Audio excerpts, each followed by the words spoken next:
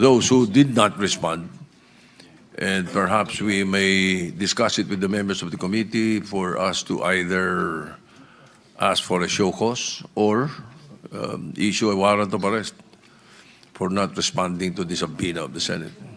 We have done this before, numerous times.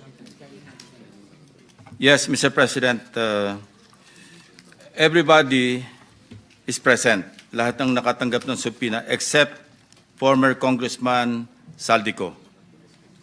So with that, shall we direct the Secretariat and Orly Gutesa for that matter?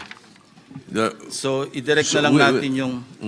Well, the two names that were mentioned, are they represented here somehow? There are no representatives, Mr. President. Therefore, I would like the committee to look into the possibility of issuing a warrant of arrest for both. Thank you, Mr. Chairman. In deference to the latest Supreme Court ruling, Mr. President, show cause order na muna natin.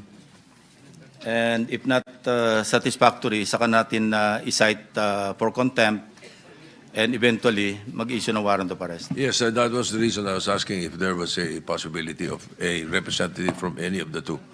Nevertheless, we'll leave it to you, Mr. Chairman. Thank you.